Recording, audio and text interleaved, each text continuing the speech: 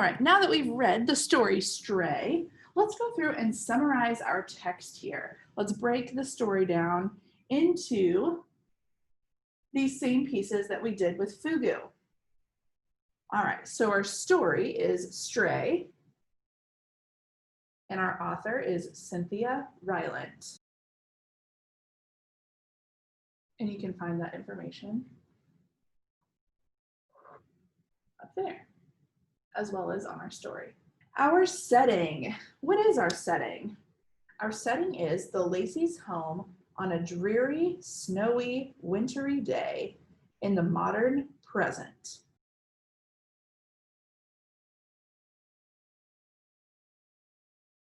All right, our plot. So let's think about the story as a whole.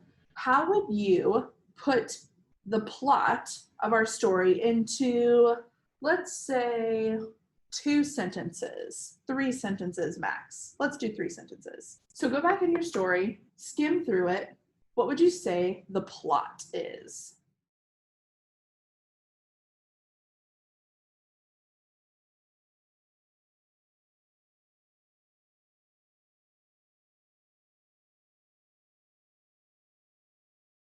All right, so our plot. When a puppy wanders onto her property, Doris wants to keep it. She quickly grows attached to the dog, but her parents will not let her keep it. After her father sees the conditions of the pound, he changes his mind about letting Doris keep the dog. So it was a sweet ending. Okay, our complications.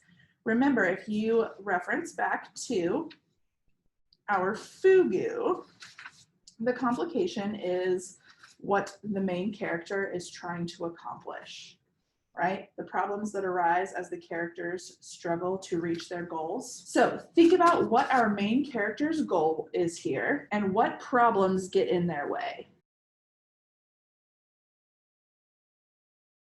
All right, so now that we're finished with the plot, we're going to jump down to our protagonist because that's going to help us answer this question here.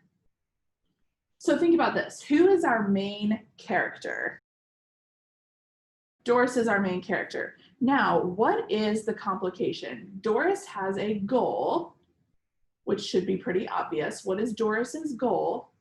And then what problems arise as she's trying to reach this goal?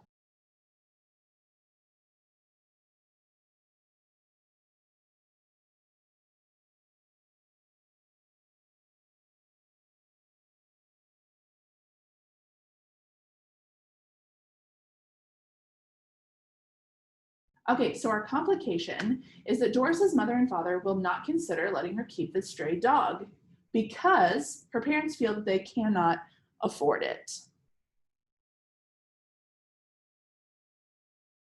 All right, guys, let's diagram our story. So we're going to break this down into a few pieces here. The first one is going to be the exposition. So the questions we're going to be asking are, who are the characters? What is the setting? What incident sets the story into motion? So there's going to be a tipping point of the story. How is it going to start? And then we're going to move to the rising action, which is actually this box up here. And those questions are, what are the main events in the story? What complications make it difficult for the characters to reach their goals?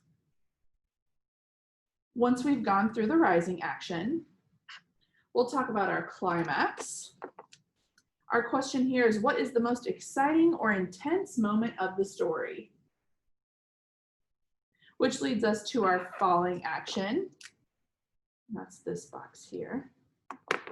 What loose ends of the story are tied up? There are going to be a few questions that need to be answered between the most exciting part and the ending. And finally, our resolution. How does the story end?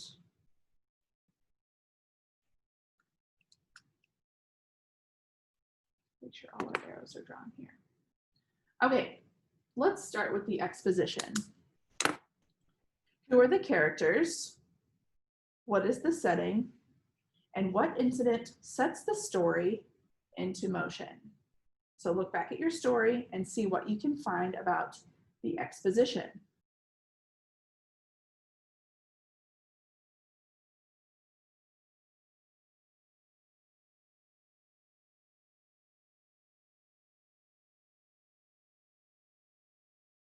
right, so the pieces of their story. Who are the characters? Doris and her parents, Mr. and Mrs. Lacey. What is the setting? We've answered this before. The Lacey's home on a wintry day, modern day present. And what incident sets the story into motion? A dog wanders onto the Lacey's property. Without this dog wandering onto the property, there would be no story. Let's move up to the rising action. What are the main events of the story? We're going to talk about 1, 2, 3, 4, 5 of these. What complications make it difficult for the characters to reach their goals?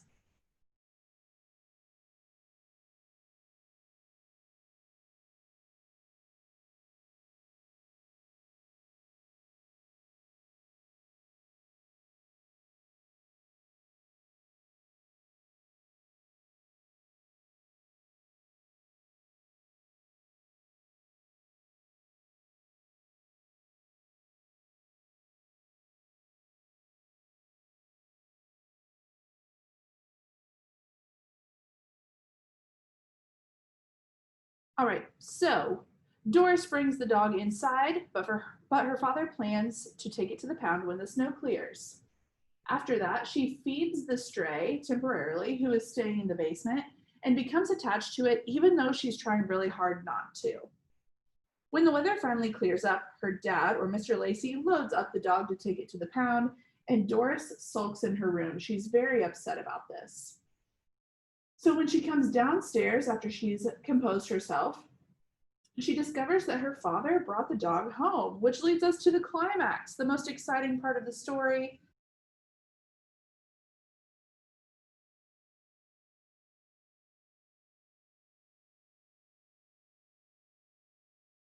Doris discovers that her dad did not leave the dog at the pound. Well, why? These are going to be some loose ends.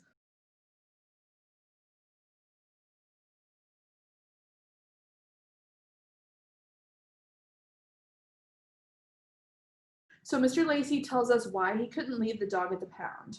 Those reasons are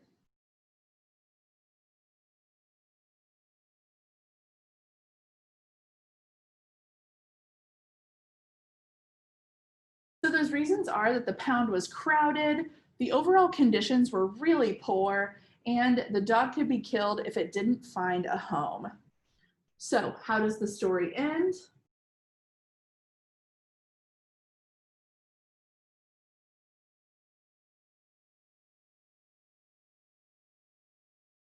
Mr. Lacey decides that Doris can keep the dog, and he tells her to feed it.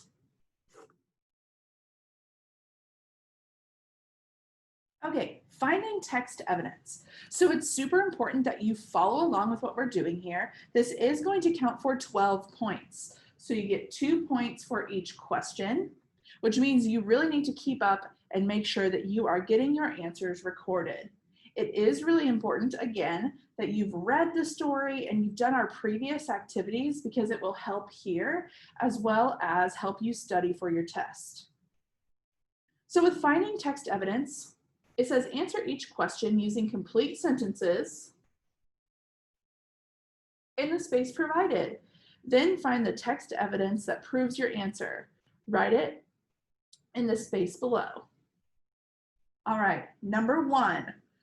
Now we've talked about the setting quite a bit in our activities, but now we need to put it in a complete sentence. So what is the setting of the story?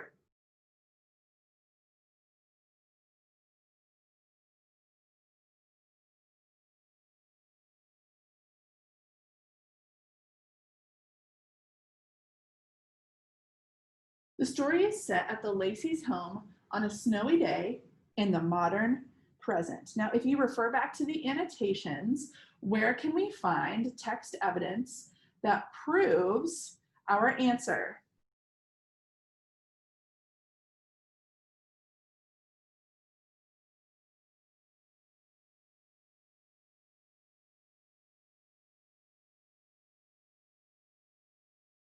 All right, so our text evidence is icicles hung 3 feet or more from the eaves of houses. Snowdrifts swallowed up automobiles, and birds were so fluffed up they looked comic. Number 2, would the stray puppy make a good pet? Explain why or why not. So remember, you have to use text evidence to provide your answer. But let's look back in the story. What things make you think that it might make a good pet? Because this will help us explain with our why or why not.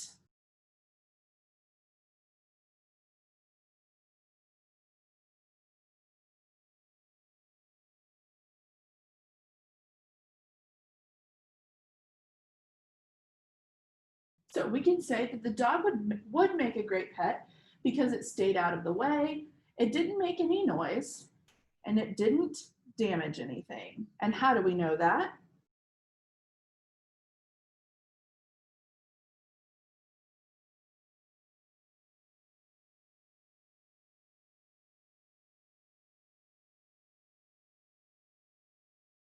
So our text evidence reads, it never cried in the night or howled at the wind. I spelled howled wrong. It didn't tear up everything in the basement. It wouldn't even follow Doris up the stairs. All right, number 3. How does Mr. Lacey feel about the puppy at the beginning of the story? Oh, Mrs. Lacey, excuse me. How does Mrs. Lacey feel about the puppy at the beginning of the story?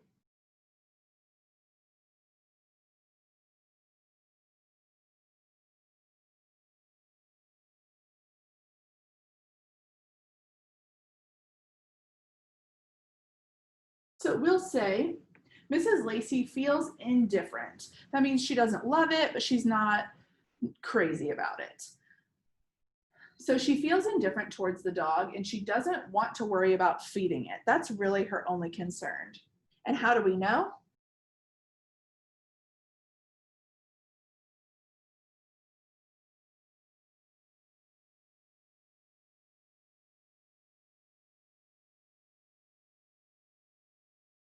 So in the text, it says, Mrs. Lacey grudgingly let Doris feed it table scraps. The woman was sensitive about throwing out food. She did not want to waste food. All right, number 4. Does the stray want to be part of the Lacey family? And how do we know? So look back in your text, look back in the story. Does the stray want to be part of the family? And how do we know that?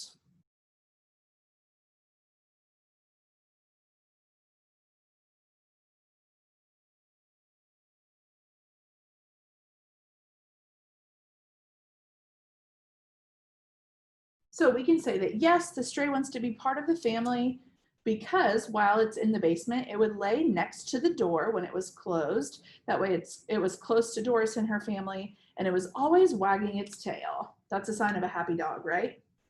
So there is a huge chunk of text evidence here. We are going to reduce it just a little bit for the sake of writing space in here.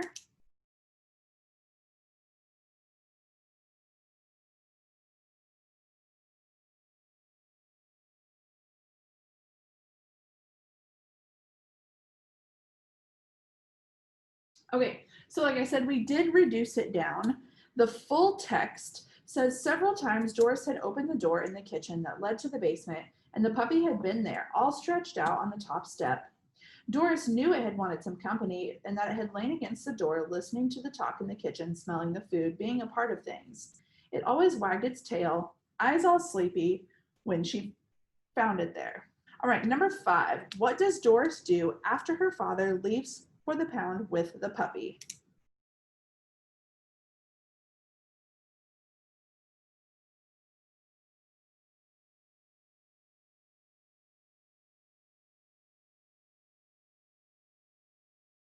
Doris went to her bedroom and cried herself to sleep.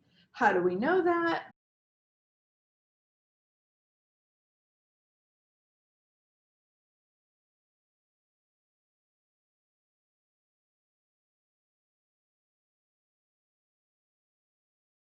So the text says that she could do nothing but go to her bed. She cried herself to sleep, and her dreams were full of searching and searching for things lost. And number 6, how does Mrs. Lacey feel about Mr. Lacey's decision to keep the stray? So these two go together. How does she feel at the beginning? And now how does she feel after Mr. Lacey has made his decision?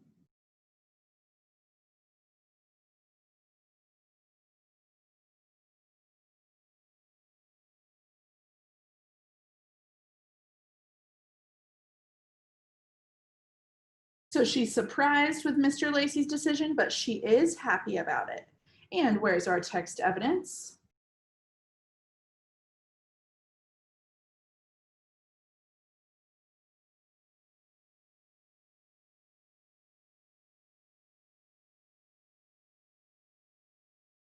So Mrs. Lacey was smiling at him, shaking her head as if she would never, ever understand him. So make sure you know that you can go back and watch this video as many times as possible to make sure that you have all of the correct information, or maybe you misheard something. Always make sure that you email Mrs. Corbett or myself if you have any questions.